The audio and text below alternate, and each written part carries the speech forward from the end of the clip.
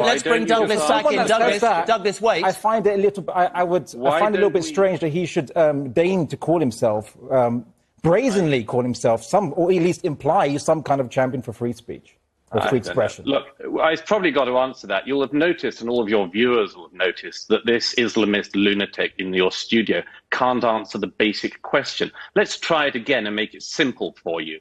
Why don't you say whether or not you are completely condemning of any violence against Salman Rushdie or anyone else who is deemed to have said something heretical? Why don't we start with the basics for you? Welcome to Douglas. Hey Veracity, welcome back to my channel. It's a girl VeraMoore, and I'm back with another reaction video. Today I'm going to be reacting to Douglas Moore, and we don't need Islam. Douglas Moore confronts Muslim on terrorism. So this is another one, Douglas Moore and the Muslim society. I love how Douglas is so fearless and he doesn't hide the truth. Can't wait to dive into this. Let's go, guys. Douglas Murray Speaks, where we showcase the best of Douglas Murray spitting facts and taking names. Strap yourself in and get ready as he lays waste to the obfuscations of a, as Douglas puts it, Islamic lunatic. Watch Douglas pursue him mercilessly as he attempts to downplay and dodge the issue of the horrific attack on Salman Rushdie in August of 2022, in which Rushdie was stabbed no fewer than 15 times by a deranged Islamic extremist with links to the Iranian regime. Next, Douglas provides the background to the case and how it exemplifies the West's slow but steady capitulation to the forces of Islamicism and intolerance. When the Ayatollah called for the murder of Salman Rushdie, people on the left and right of British politics and of British culture made excuses for the fatwa. I'm sure we'll hear some excuses today. They learned, our societies learned, that if somebody says, I'm offended, and then says, and as a result, I'm going to kill, you better be damn sure that you're willing to die for that. And unfortunately, the success of the Ayatollah's fatwa, among other things, is that it showed a load of other disgruntled people what they could do if they only had the disgustingness to think that they could exercise violence as an opposition to the pen. And I'm afraid that what happened, as I say, is that Muslim extremists across the UK and across the world showed they could intimidate people, and others undoubtedly have learned from this. But let's remember, Britain in 1989, we allowed Muslims in Bradford to burn the Quran, the satanic verses on the streets of Britain. We allowed prominent figures like Cat Stevens to excuse the murder of Salman Rushdie on the television. We allowed Iranian officials who had called for Rushdie's murder to live in London. Like, how stupid are we? Back to Douglas in a sec. As Douglas rightly points out, the Rushdie affair, back in 1989, was the first wake-up call that Islamic extremism was now firmly embedded in the West.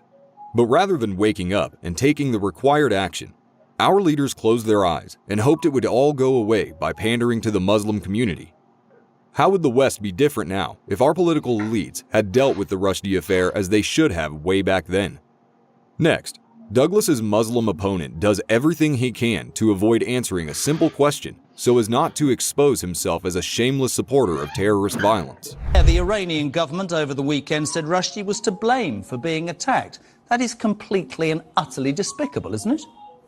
Well, firstly, I find it rather strange that Douglas Murray, who's had a history of advocating for restrictions on Muslim speakers at universities, But you can answer my question. Do you think it's despicable that the Iranian government have said that he took it on himself? He was stabbed in broad daylight. Do you find that despicable? But if I may, he deigns to say he's a champion for free speech, so to speak, but yet his organization argued for restrictions on for platforms for Muslim speakers going to universities.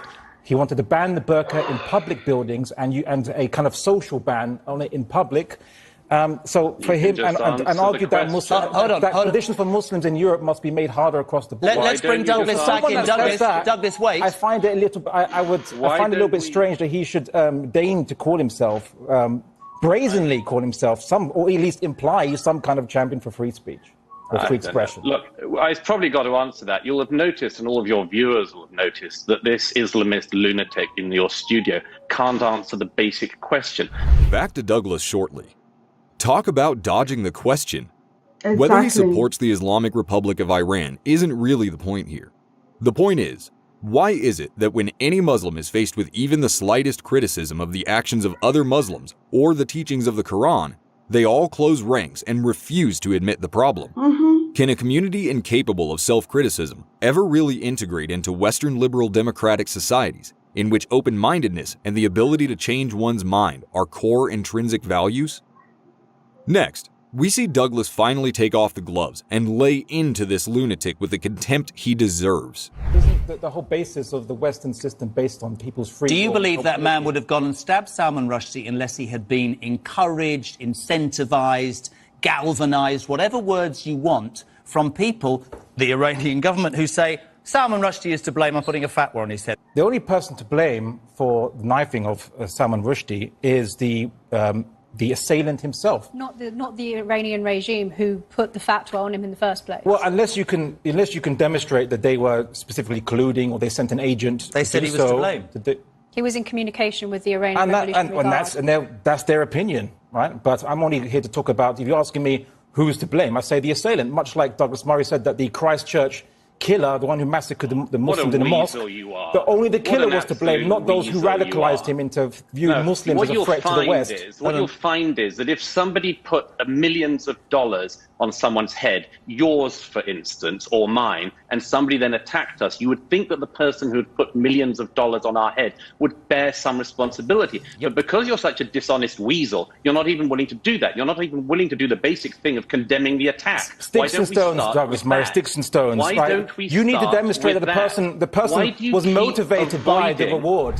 We'll be returning to Douglas shortly. Really incredible to see such a wanton display of stupidity here. If I offer to pay a hitman $1 million to kill someone, am I not fully culpable for that person's murder? No person can be this naive. Is there some underlying motive for him to refuse to own up to the reality of the situation? Is the Islamic concept of taqiyya, or lying to non-Muslims as a means of furthering the aims of Islam, at play here? Finally, Douglas steps up to the plate and shows us the only sane way to approach issues such as this: to stand up, without compromise, for the values that make the West what it is. Is there any limit to free speech? And I'm rather disturbed we're still discussing this. It's 3 decades or more since the Satanic Verses affair. It was in 1989 that the Ayatollah Khomeini did the unpardonable, unforgivable thing of calling for the murder of a British novelist for the crime of writing a novel.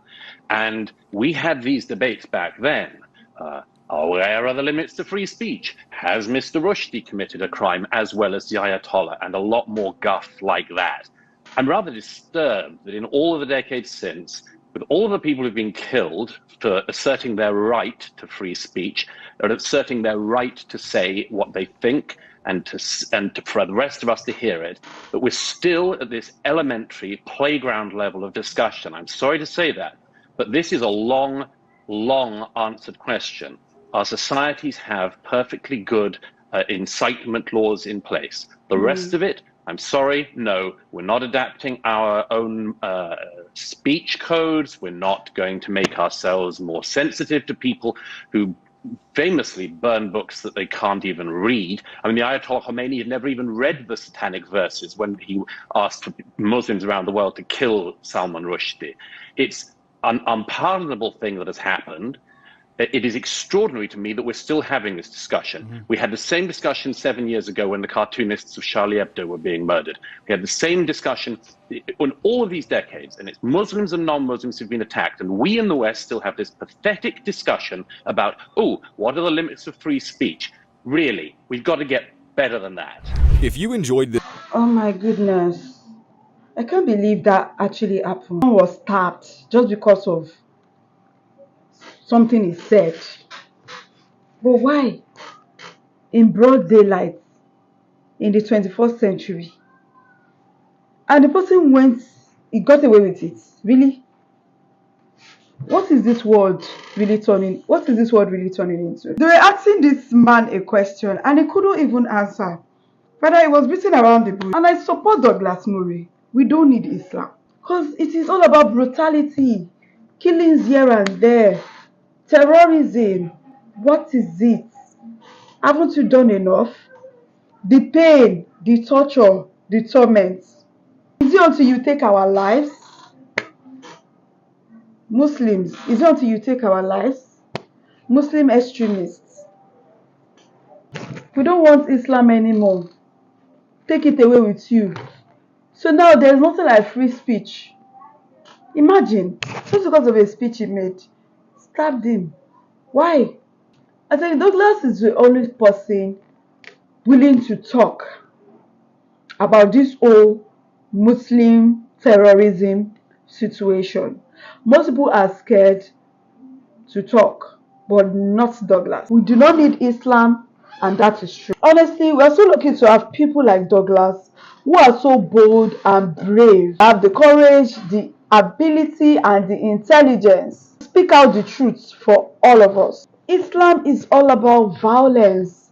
Too much violence in a religion. They asked this Muslim a question and he was unable to answer. Rather, he kept beating around the bush. The truth is, I am so scared for Douglas. I really hope that these Muslims, they do not come after him. Because I'm sure they already see him as a threat and an enemy. You cannot even joke around with Muslims. They take everything to heart. Their religion is all about violence. I love how Douglas is so blunt about Muslims. Seems that Muslims are everywhere. Douglas Moore is well informed, well educated, and is always well prepared on his subjects, which makes him classic. The truth is, Islam keeps showing us who they are, yet we do not want to accept it. This is who they are. They've showed us times without number.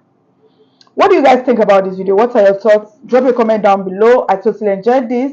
If you enjoyed this video as much as I did, give it a huge thumbs up and please share this video. And if you're new to the channel, join VeraMoore. Hit the subscribe button below, turn on the post notification bell so that you can always be the first person to know whenever a new video drops. And that's guys, I'll see you in my next one. Bye guys.